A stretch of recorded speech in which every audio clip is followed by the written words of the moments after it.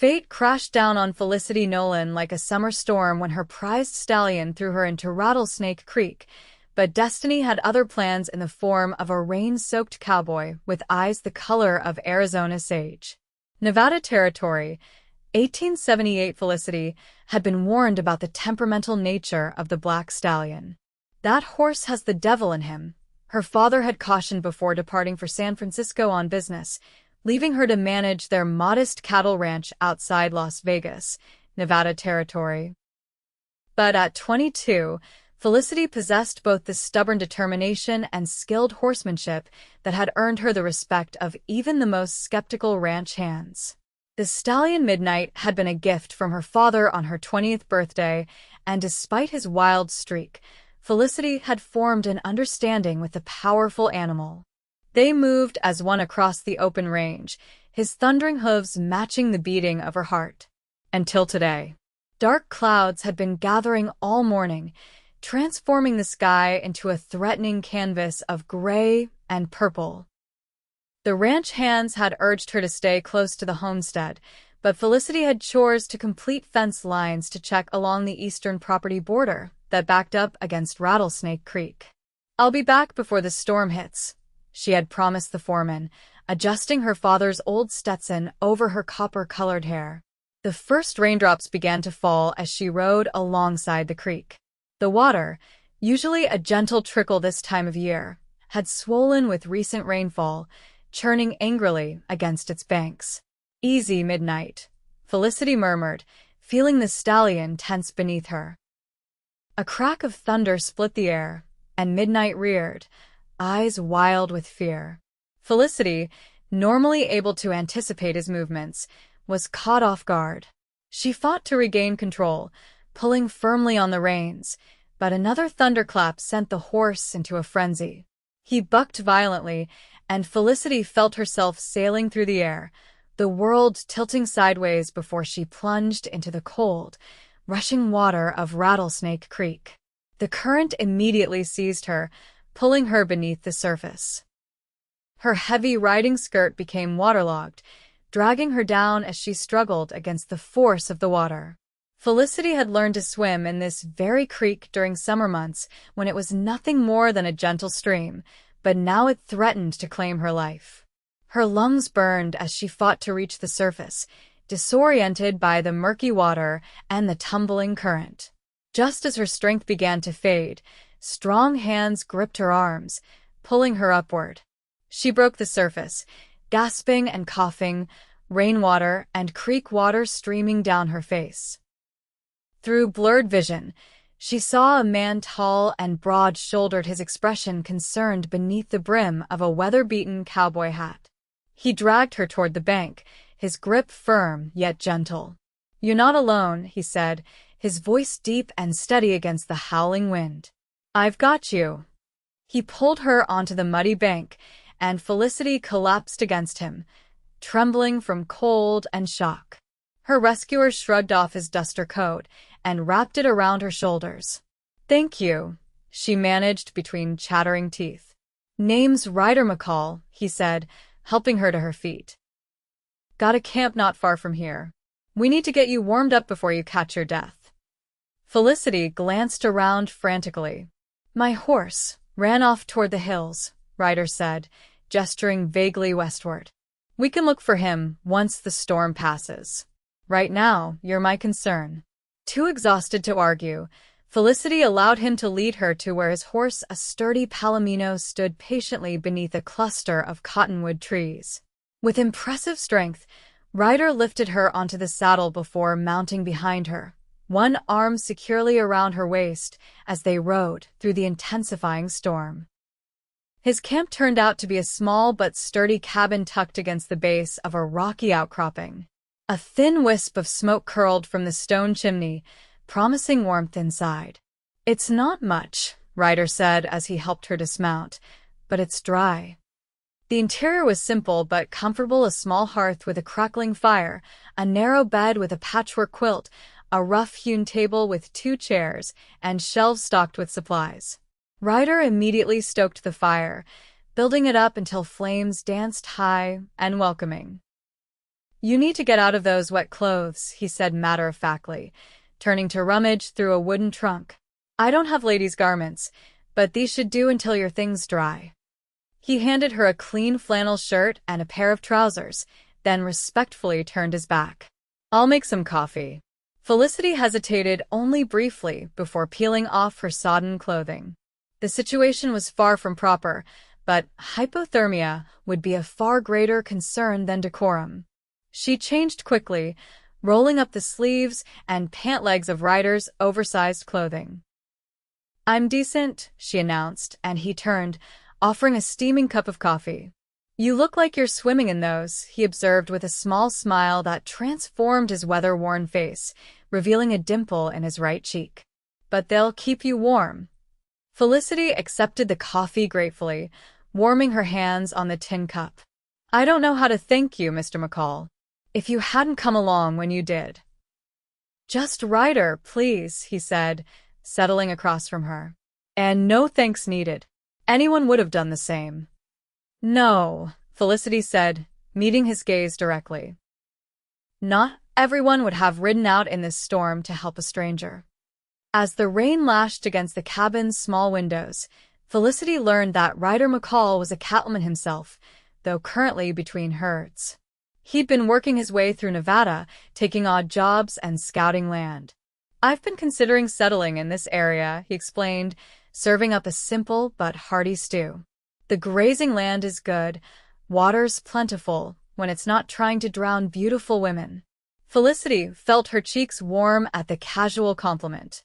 In the firelight, she studied her rescuer more carefully.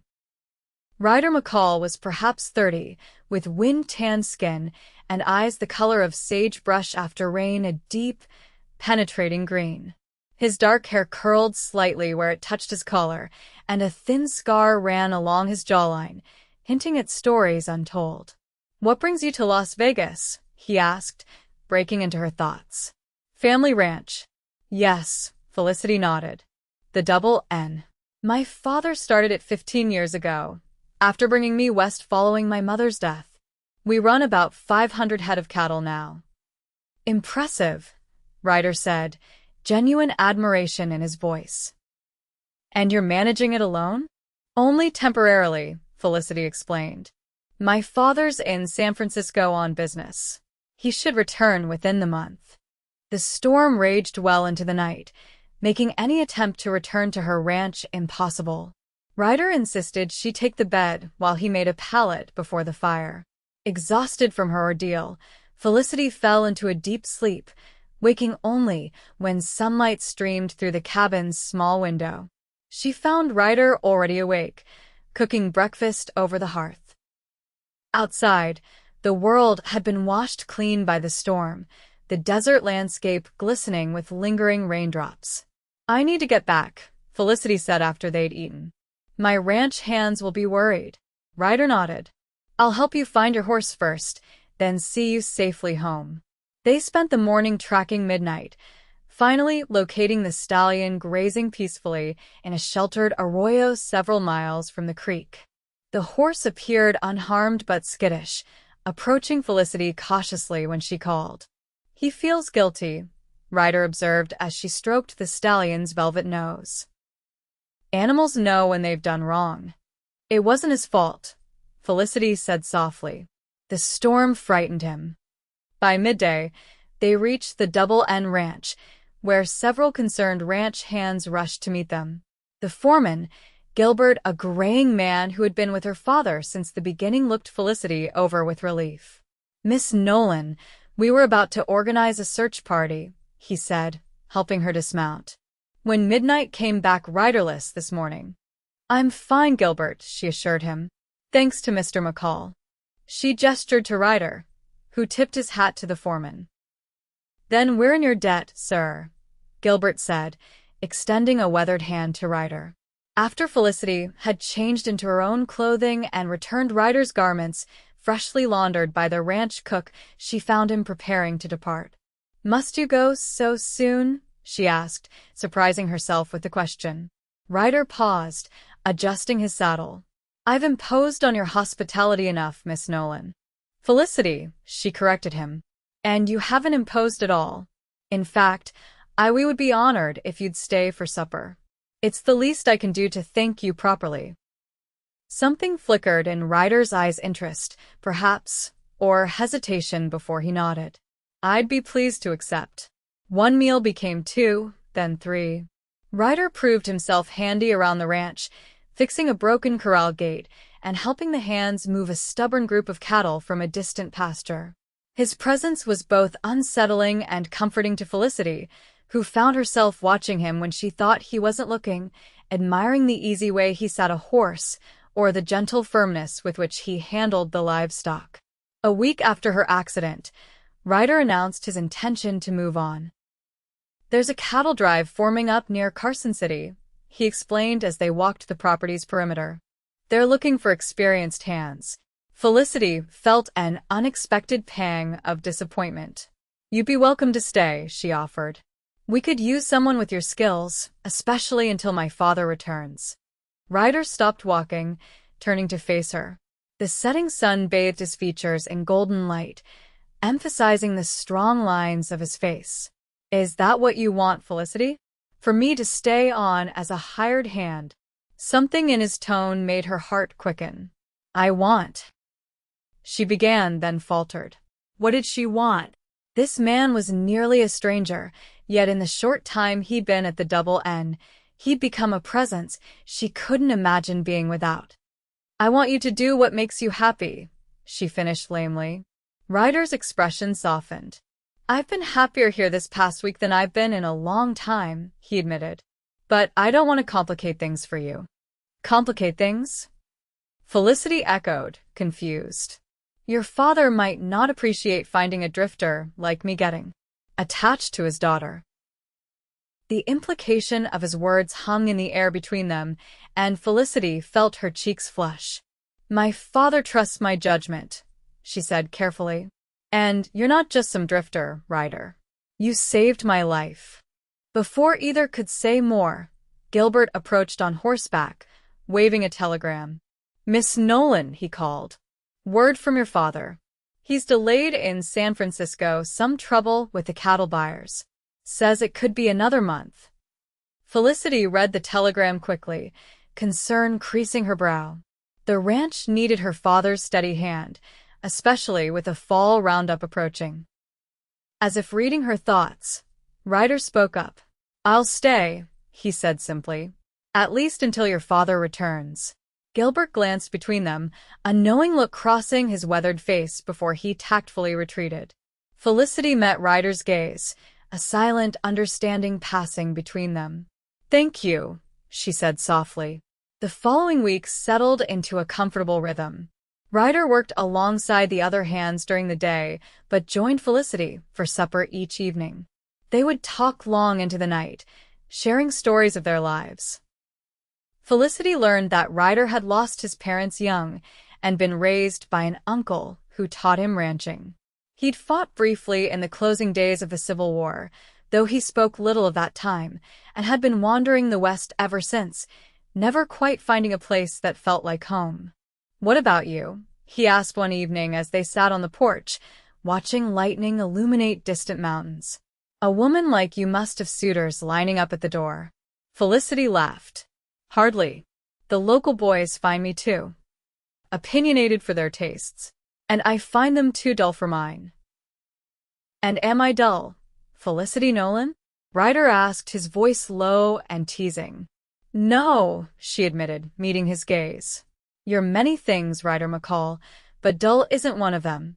His hand found hers in the darkness, his calloused fingers intertwining with her own. The simple contact sent a thrill through Felicity that both frightened and exhilarated her. As September gave way to October, the inevitable tensions of ranch life tested their growing bond. A valuable bull broke through fencing and was found dead at the bottom of a ravine. Then, a group of cattle disappeared, likely stolen by rustlers operating in the territory. The Double N's finances, already stretched thin by her father's prolonged absence, couldn't weather many more such losses. Ryder found Felicity in the barn late one night, poring over the ranch's ledger by lantern light, her face drawn with worry. "You should rest," he said gently. "Running yourself ragged won't solve anything." "If we lose any more cattle, we might not make it through winter," she confessed, allowing him to see her vulnerability in a way she'd never shown anyone else. "My father invested everything in this ranch. It's all we have." Ryder pulled her to her feet and into his arms, holding her tightly. Felicity let herself lean into his strength, just for a moment. "You're not alone in this," he murmured into her hair, echoing his words from the creek. "I'm here." The next morning, Ryder gathered the ranch hands and organized them into patrols to guard against further rustling. He sent riders to neighboring ranches, forming alliances against the common threat. Within days, they tracked the rustlers to a hidden canyon and, with the help of the territorial marshal, recovered most of the stolen cattle. Felicity watched in amazement as Ryder transformed from hired hand to leader, earning the respect of men who had initially viewed him with suspicion. He seemed to belong at the Double N, as if he'd always been there. One crisp autumn evening, Ryder took Felicity riding to her favorite spot overlooking the valley. The land stretched out before them, bathed in the golden light of sunset, the ranch buildings tiny in the distance. "Beautiful," Ryder said, but when Felicity turned, she found him looking not at the view, but at her. "Ryder," she began, her heart suddenly racing. "I need to ask you something." He waited, his expression open yet guarded. "When my father returns, what then? Will you leave?" The question had been weighing on her mind, growing heavier as the days passed, and her feelings for him deepened beyond anything she'd experienced before. Ryder dismounted, then helped her down from her horse. Standing face to face, he took both her hands in his. "I've spent my whole life moving from place to place," he said, his voice rough with emotion. "Never staying long enough to put down roots. But here, with you. For the first time, I don't want to leave." Felicity's breath caught. "Then don't," she whispered. "It's not that simple," Ryder said, his thumbs tracing circles on her palms. "Your father might have other plans for you, for the ranch. And I have nothing to offer except myself. That's all I want," Felicity said with sudden certainty. She'd never been more sure of anything in her life. "Just you." When Ryder kissed her, it felt like coming home after a long journey. His lips were gentle yet insistent against hers, his arms strong around her waist. Felicity wound her arms around his neck, losing herself in the sensation, in the rightness of being in his embrace. Their courtship bloomed like wildflowers after desert rain, quickly, yet with surprising strength. The ranch hands exchanged knowing glances when Ryder and Felicity rode out together, but their approval was evident in the way they deferred to Ryder and showed renewed dedication to their work. Only Gilbert expressed concern, pulling Felicity aside after Ryder had been at the ranch for nearly 2 months. "Miss Nolan," he began carefully, "I've known you since you were a girl, so I hope you'll forgive my frankness. McCall seems a good man, but we know little about his past." "Your father will see what I see," Felicity interrupted gently. "A hard-working, honorable man who saved my life and has helped save this ranch." Gilbert nodded slowly. "Just be careful with your heart, Miss Nolan. That's all I'm saying." But it was too late for caution. Felicity had already given her heart to Ryder McCall, and she believed he had given his to her. Each day brought them closer, each shared moment weaving their lives more tightly together. Then came the letter that changed everything. It arrived with the weekly mail delivery, an envelope addressed to Ryder McCall, care of the Double N Ranch. Felicity handed it to him without a second thought, but the color drained from his face as he recognized the handwriting. "Ryder," she questioned, seeing his distress. "What is it?" "Nothing important," he said, tucking the letter into his vest pocket unopened. "Just some business from my past." But that night, Ryder didn't come to supper. Felicity found him at the corral, staring out at the darkening landscape, The letter crumpled in his fist. "Tell me," she said simply, standing beside him. Ryder was silent for so long that Felicity thought he might not answer. When he finally spoke, his voice was hollow. "I wasn't entirely truthful about my past," he admitted. "Before I came here, I rode with a man named Jacob Blackstone. He fancied himself some kind of Robin Hood, stealing from the wealthy ranchers to help struggling farmers. At least, that's what he claimed." Felicity felt a chill that had nothing to do with the evening air. "And was he?" Ryder shook his head. No. "He was a thief, pure and simple. I didn't realize how deep I was until a job went wrong. A ranch owner was shot. I didn't pull the trigger, but I was there." His hands gripped the corral fence, knuckles white. "I left that night, rode away, and never looked back. I've been trying to outrun that mistake ever since." "And the letter?" Felicity asked, her mouth dry. "From an old writing partner. Blackstone's been captured. He's facing the hangman's noose, and he's naming names. Mine included." Ryder finally turned to face her, his expression anguished. "I need to go to Carson City, clear my name if I can." "When?" Felicity whispered, though she already knew the answer. "Tomorrow. First light." The night passed in a blur of whispered promises and desperate embraces. Felicity clung to Ryder as if she could physically prevent his departure, memorizing the feel of his arms around her, the taste of his lips, the sound of his heartbeat against her cheek. "Come back to me," she demanded as dawn broke, her eyes fierce despite the tears threatening to fall. "Nothing in this world could stop me," Ryder vowed, kissing her one last time before mounting his horse and riding toward the horizon, taking a piece of her heart with him. Days stretched into weeks, and Felicity threw herself into ranch work to keep from dwelling on Ryder's absence. November brought the first frost, coating the landscape in delicate white that melted away by midday. Her father sent word that he would return by month's end, his business in San Francisco finally concluded. Each day, Felicity rode to the crest of the hill overlooking the main road, scanning the horizon for a lone rider. Each day, she returned disappointed. Until finally she didn't. The figure appeared first as a speck in the distance, gradually resolving into a rider moving steadily toward the ranch. Felicity's heart leapt, then faltered as she recognized not Ryder's Palomino, but her father's bay gelding. Frederick Nolan was thinner than when he'd left, his beard grayer, but his embrace was as strong as ever when he swept Felicity into his arms. "My dear girl," he said, holding her at arm's length to look at her.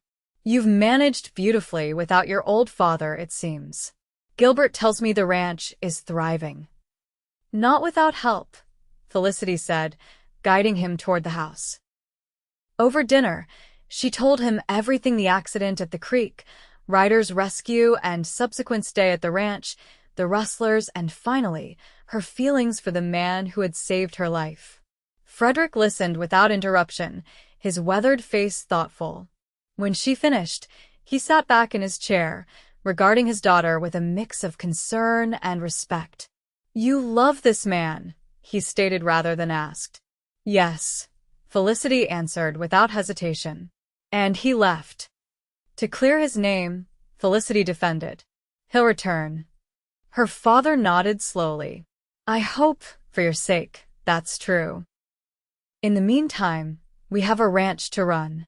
Life settled into its old rhythms, though for Felicity, nothing felt quite the same without Ryder. November ended, December began, and still no word came. Then, on a bitterly cold morning just before Christmas, a stranger arrived at the Double N.A. weather-beaten lawman with a marshal's badge and grim eyes. "Miss Nolan?" he inquired when Felicity answered his knock. "I'm Marshal James Harker. I'm looking for a man named Ryder McCall. I have reason to believe he was employed here." Felicity's blood turned to ice. "May I ask why?" The marshal's expression softened slightly. "It's not what you're thinking, miss. McCall testified against Jacob Blackstone in Carson City. His testimony helped convict a dangerous criminal. Relief flooded through Felicity. Then he's cleared his name? Yes, madam, the marshal confirmed. But there's more you should know. After the trial, McCall was ambushed by two of Blackstone's associates, seeking revenge. He was wounded shot in the shoulder. Last I heard, he was recovering at St. Mary's Hospital in Carson City. The world seemed to tilt beneath Felicity's feet. When? She demanded. When was he shot? Nearly 3 weeks ago, miss. Without hesitation, Felicity turned to her father, who had been listening from the doorway. I have to go to him. Frederick Nolan looked at his daughter for a long moment, then nodded. I'll have Gilbert prepare the wagon. The journey to Carson City took 4 grueling days through winter weather, the roads rough and the nights bitter cold. Felicity barely noticed the discomfort, her mind fixed only on reaching Ryder. St. Mary's Hospital was a modest building near the center of town. A kind-faced nun directed Felicity to a small ward at the end of a long corridor where several men occupied narrow beds. And there he was, pale and thinner than she remembered, his left arm in a sling, but undeniably alive. Ryder's eyes widened when he saw her, disbelief and joy battling across his features. Felicity, he whispered as she rushed to his bedside. Did you think I would let you face this alone? She interrupted, tears streaming freely down her face as she took his good hand in both of hers. You're not alone, Ryder McCall. Not ever again. The emotion in his eyes nearly undid her. I was coming back to you, he said hoarsely. As soon as I could ride. Every day, I fought to get stronger, thinking only of returning to you. Well, I grew tired of waiting, Felicity said, attempting a smile through her tears. So, I came to bring you home. Ryder's recovery accelerated with Felicity by his side. Within a week, the doctor pronounced him well enough to travel, provided he continued to rest his injured shoulder. The return journey was slower than the outbound trip, but Felicity found she didn't mind. Each mile brought them closer to their home. Frederick Nolan was waiting on the porch when the wagon finally pulled into the ranch yard, 2 days after Christmas. He watched with knowing eyes as Felicity helped Ryder down, supporting him with a gentleness that spoke volumes. Mr. Nolan, Ryder said formally, standing as straight as his injury would allow. I need to speak with you about your daughter. I imagine you do, Frederick replied, his expression unreadable. Come inside, both of you. It's too cold for serious conversations out here. Inside the warm kitchen, Ryder refused to sit until he'd said his piece. Sir, I love your daughter, he stated plainly. I know I have little to offer her, no land, no fortune, but if she'll have me, I swear I'll spend every day of my life making her happy. Frederick studied the younger man, noting the determination in his stance despite his obvious pain. My daughter tells me you saved her life. She saved mine as well, Ryder responded quietly. In more ways than one. Frederick's stern expression finally softened. The double N needs a man who understands ranching, who cares for the land as much as for the woman who will inherit it. He extended his hand. Welcome to the family, son. Spring came early to Nevada Territory that year, bringing with it a profusion of wildflowers and the promise of new beginnings. On a perfect April morning, with the mountains still capped with snow and the valley bursting with green, Felicity Nolan became Felicity McCall in a ceremony attended by neighboring ranchers, townspeople from Las Vegas, and every hand who worked the double N. Standing before the small white church, Ryder's eyes never left Felicity's face as they spoke their vows. When the Reverend pronounced them husband and wife, Ryder pulled her close, his lips finding hers in a kiss that promised forever. You know, he murmured as they walked back down the aisle together, I think I owe that horse of yours a debt of gratitude. Felicity laughed, the sound like music after the long months of worry and separation. Midnight? Whatever for. If he hadn't thrown you in that creek, Ryder said, his eyes twinkling with mischief and love, I might never have found you. And I might never have found where I truly belong, Felicity replied, her hand securely in his as they stepped out into the sunlight, toward the future they would build together. Years later, children would ask Ryder and Felicity McCall to tell the story of how they met, and Felicity would always begin the same way. It was a stormy afternoon when my horse threw me in the creek, and a handsome cowboy lifted me from the water, saying, "You're not alone." And Ryder would always finish, "And she never has been since." The Double N flourished under their joint stewardship, eventually becoming one of the largest and most prosperous ranches in the territory. They raised 3 children who grew up strong and capable, with Felicity's determination and Ryder's quiet integrity. And each year, on the anniversary of their meeting, they would ride together to Rattlesnake Creek, now just another part of their expanding property, to remember the moment when fate and a frightened horse brought them together. Through drought and plenty, through hard winters and glorious summers, through all the challenges that life in the West could throw at a family, Ryder and Felicity McCall faced them together, their love only growing stronger with each passing season.